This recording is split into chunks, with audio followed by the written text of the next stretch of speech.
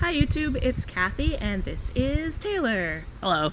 And we've decided to do an episode of Come Drink With Me based around OkCupid questions. We're startled by a butterfly. It's really fast. Can you tell a lot about a person from their appearance? My explained answer was, as a person with an invisible disability, LOL at this question, LOL it right into the sun. I have multisensory impairments, so my sense of sight and hearing is impaired on my left side. My sense of touch is impaired. Whatever the other two senses, they're impaired. My sense of judgment is impaired. Sense of not brushing your teeth right before drinking a Rattler, impaired. My sense of judgment was impaired otherwise. So, yeah, like I have a mild scoliosis. I have photophobia, so bright lights are not good for me because I get migraines. Hence sunglasses. Yeah, so those are things that you can't tell by looking at me. And you know, so like I'm not like trying to suggest that I'm like some special snowflake here because I have a disability, because 1 in 7 people have a disability and 80 to 90% of disabilities are invisible. So on that basis alone, no, you can't tell everything about a person by their appearance. That's bullshit. That's one of those why is this even here questions, but like it's of sort of an old paradigm, kind of simpler way of looking at human relationships, and obviously this question was written by an abled person. Yeah, it's also definitely like a conversation starter Yeah. type of question, so it has merit in that regard. Yeah. Sure, there are sometimes things you can tell about a person, but Yeah. you could be telling that about that person and be completely wrong, and you just based your assumption on something that has nothing to Yeah. do with what that person actually is. I mean, if they've cut all their hair off on like one side and like dyed the other side some like neon color, you can probably tell that they're awesome. Yeah, pretty No. much. Yeah. For people who are in an exclusive relationship, is masturbation a form of infidelity? Like, I don't know that this, for me, this is a why is this even a question, although I guess It's like, if you're in an exclusive relationship, is going for a run for your own pleasure part of infidelity? Like, yeah, exactly. If you put this in a container, it's like then you have an obviously very like moralized view of sexuality. yeah. Yeah. As a person who is a fan of relationship anarchy, I like to try to avoid. I mean, it's, you know, inevitable because I've been raised monogamous for 30 years.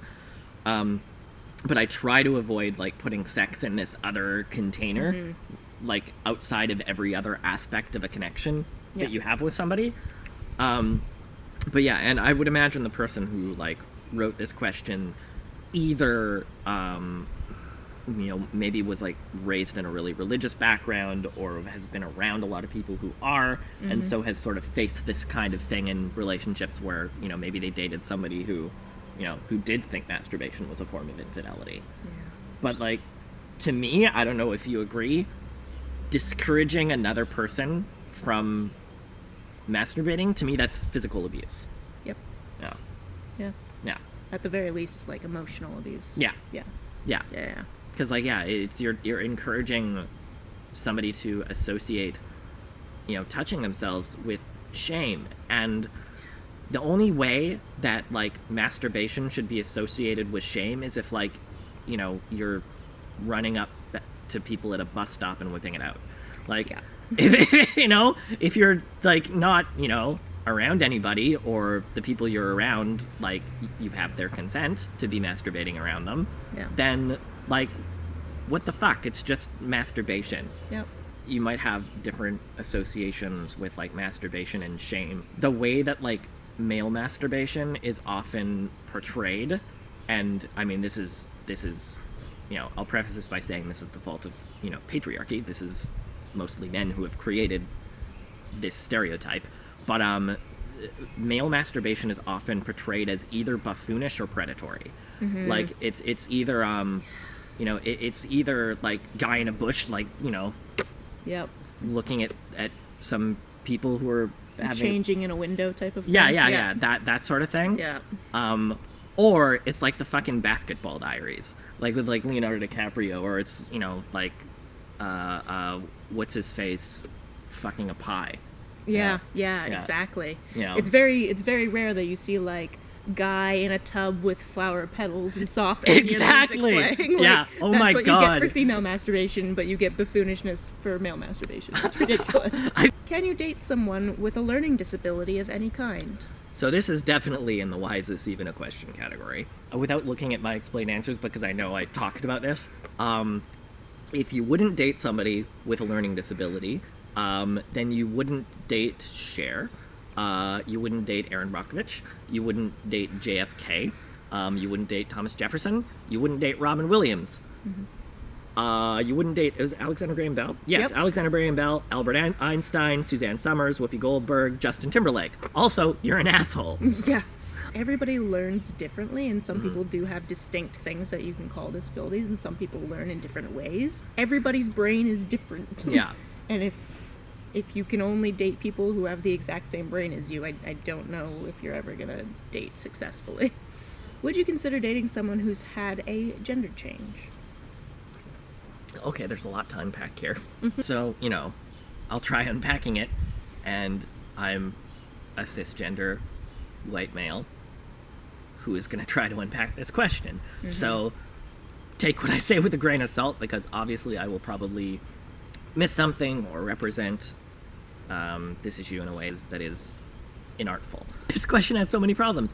It's like, A, would you consider dating somebody who had a gender change like that? It's almost like the word consider, it's like almost assuming that it would be some kind of social experiment if you did.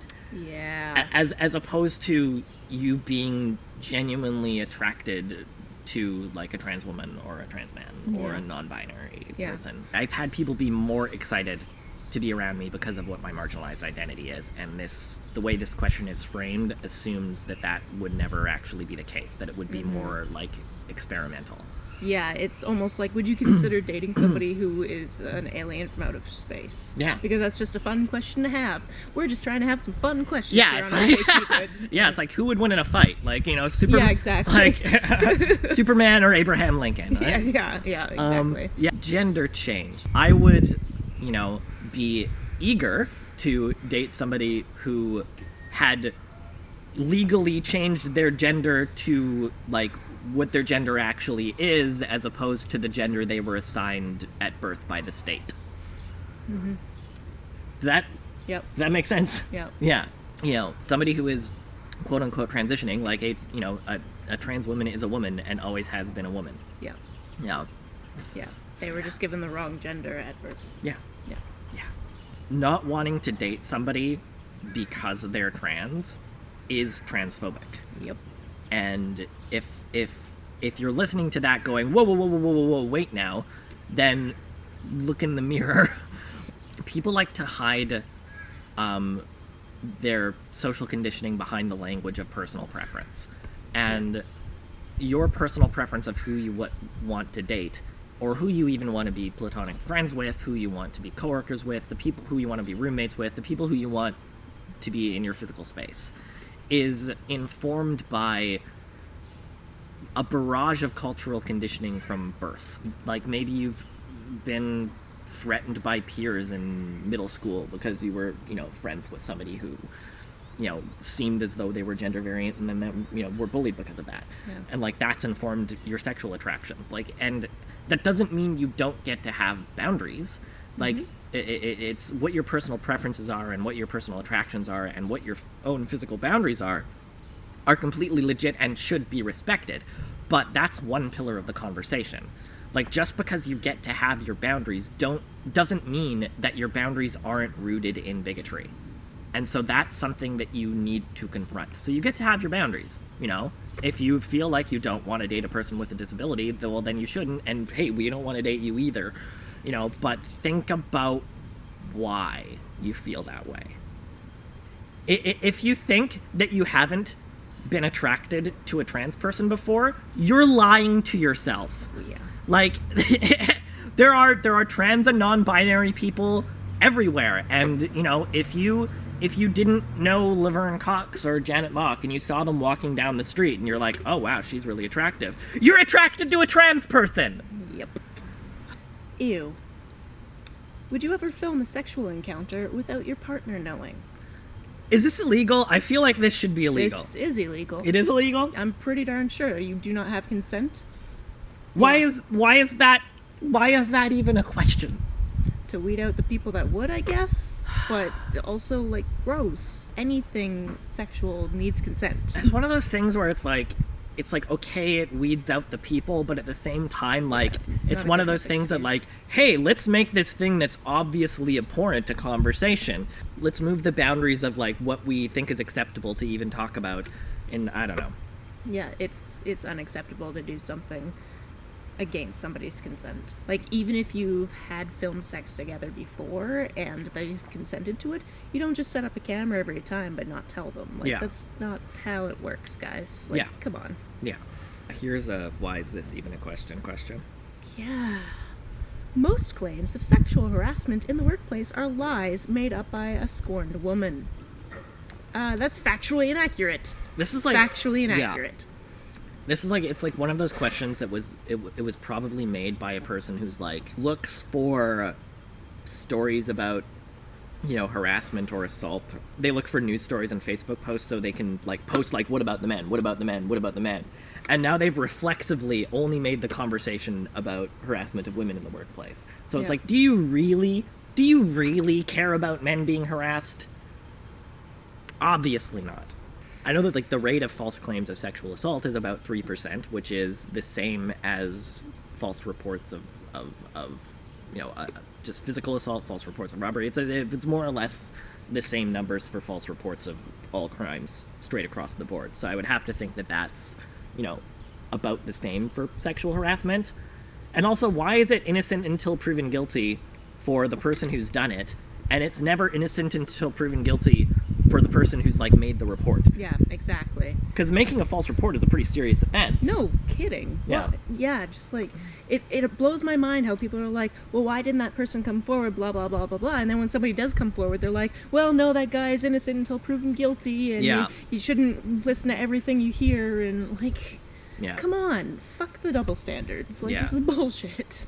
Thank you for drinking with me, Taylor. You're- If you're seeing this ending, that means that we're not done yet, so look for the next episode next time. Down in the comments below, let us know what you thought about the questions that we answered in this episode, or even the questions that we talked about in this episode, and what your thoughts on them would be. On the way down to the comment section, if you hit that subscribe button, that's always a really nice thing to do. You can like and share this as you see fit, and we will see you next time. Bye. Bye, internet. And then, okay, so we finally come to the very end of the questions that we set out to answer. There was a butterfly. Let's try that again. There was a butterfly that scared me at the very beginning, and it scared me at the very end. It's great. Okay, so we finally come to the end of this session of Come Drink With Me. Thank you for watching all of the parts. If you haven't seen all the parts, I will put them in a playlist for you, which will be linked up there. If you have any questions or concerns or comments about what you heard in this episode of Come Drink With Me, hit us up in the comments section. If you would hit the subscribe button on the way down, that's always really nice for you to do. You can hit like or share as you see fit. If you would like to hear more from Taylor, I will put his Twitter handle as well as his... If you'd like to hear more from Taylor, I'll put his Twitter handle as well as the link to his blog in all of these episodes because he writes amazing work and I think you should all go read it. And until next time, bye. Yay, we did the thing. Yay. Okay. We did all the